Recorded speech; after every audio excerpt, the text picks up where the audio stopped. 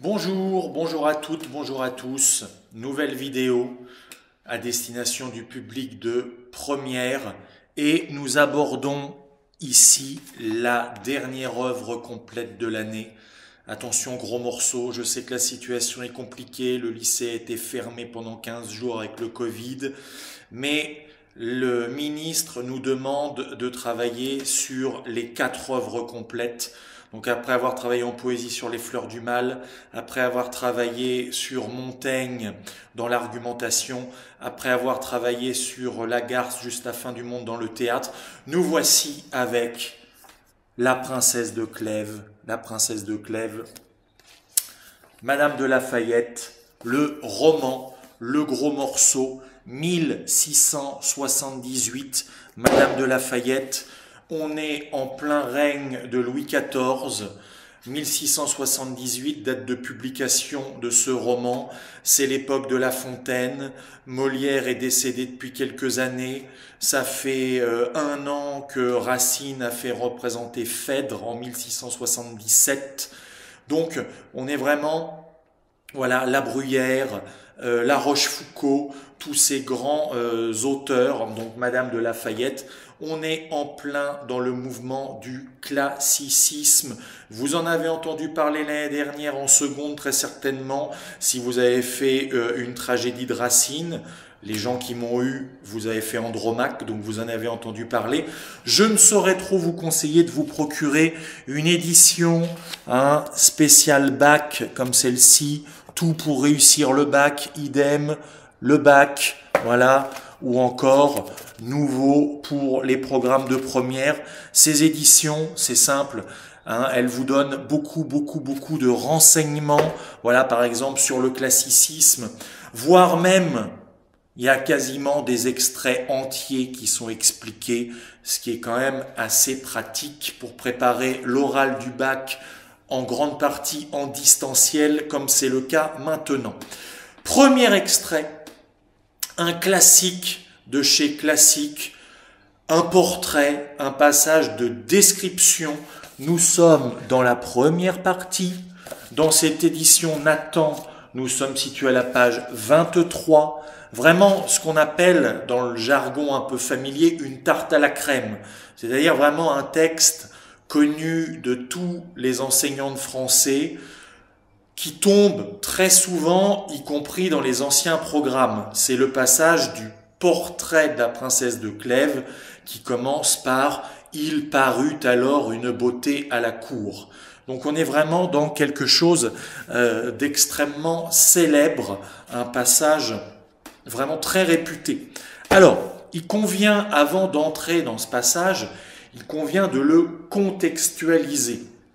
Nous sommes à la première partie et dans les 200 lignes qui précèdent, vous avez eu, vous, jeunes de 16-17 ans, à lire une espèce de galerie de portraits de gens qui vous étaient inconnus, de nobles de l'époque du XVIe siècle. Attention, retenez bien ça, l'ouvrage est publié en 1678, mais l'action se passe plus de 100 ans avant, lors du règne d'Henri II. Donc on est dans les années, en gros, 1550.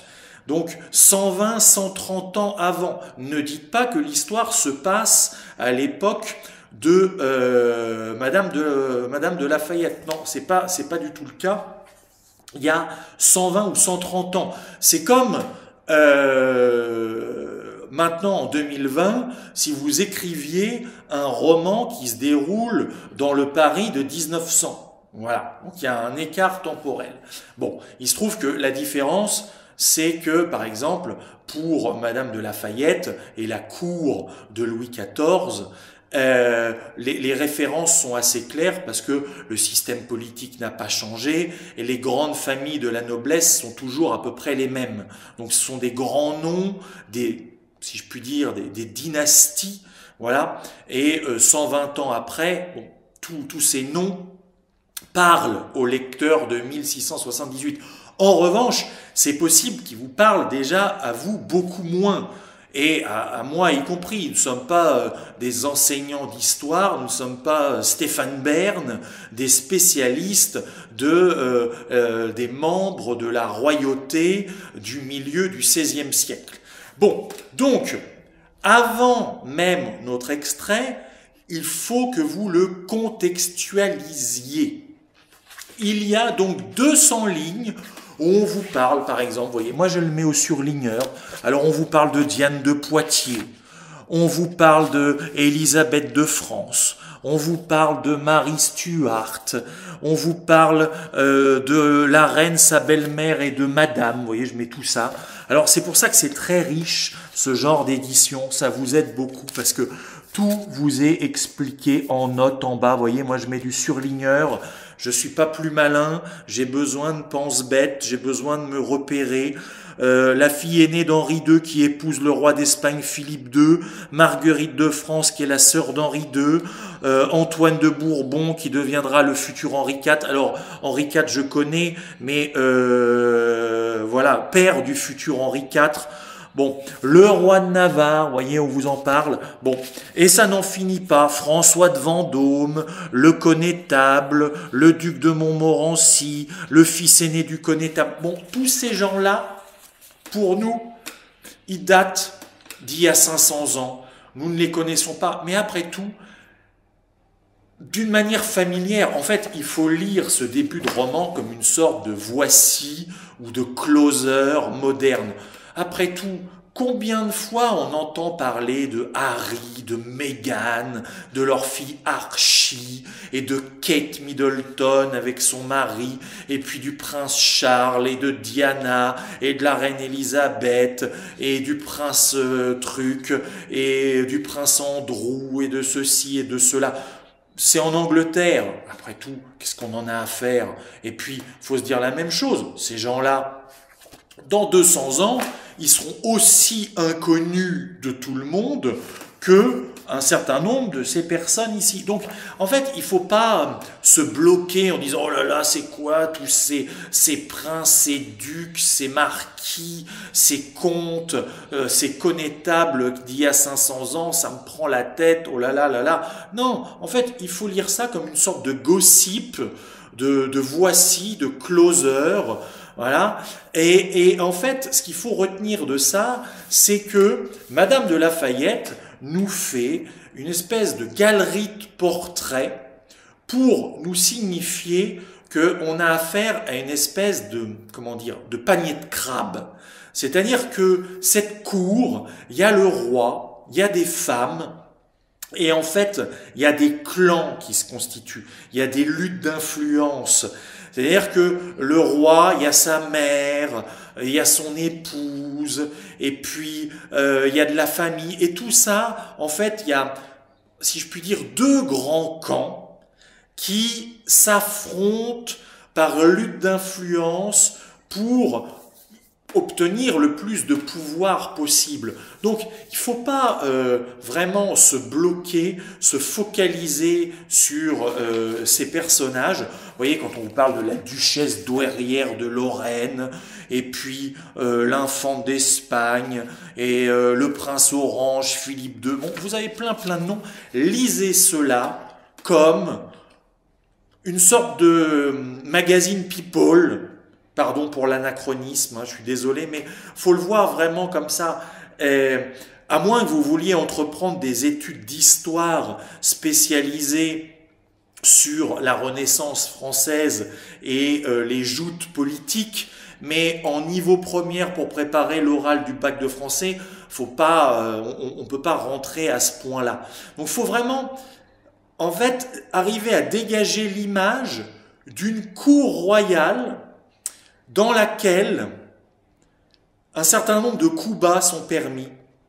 Il y a des luttes d'influence, des clans familiaux qui s'opposent à d'autres clans familiaux.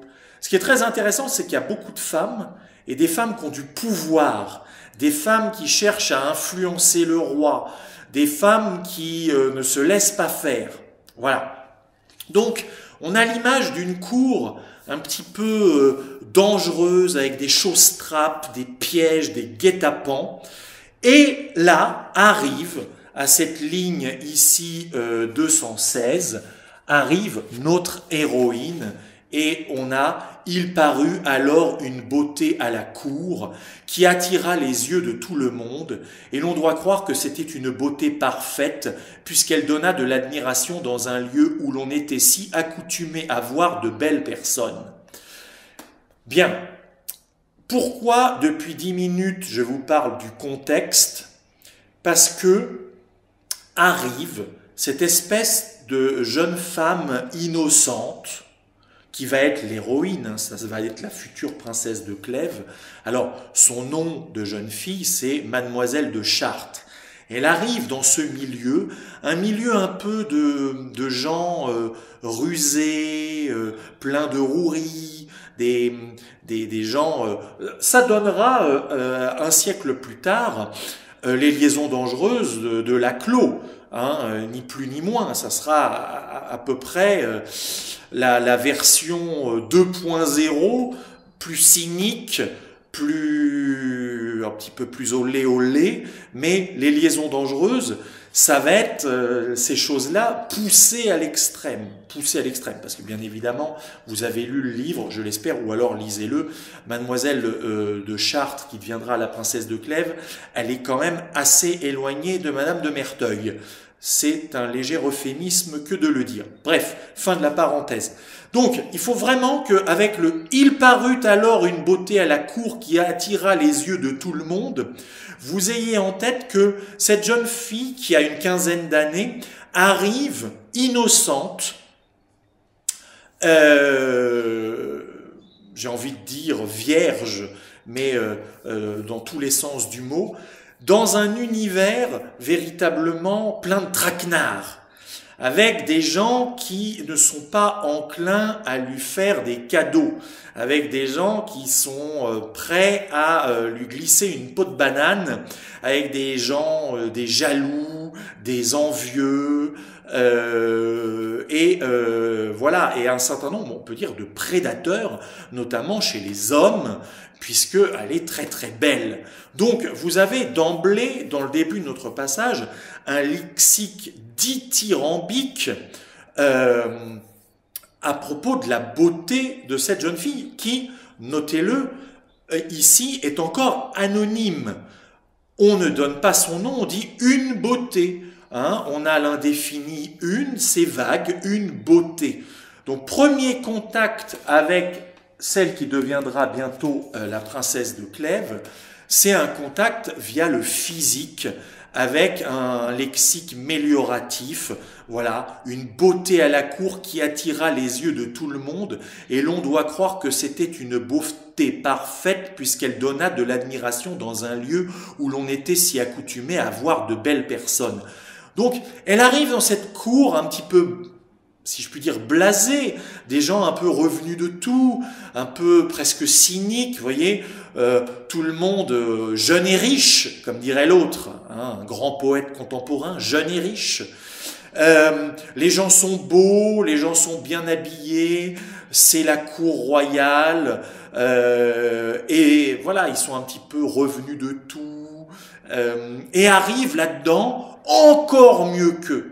Le summum, on est véritablement dans quelque chose d'hyperbolique.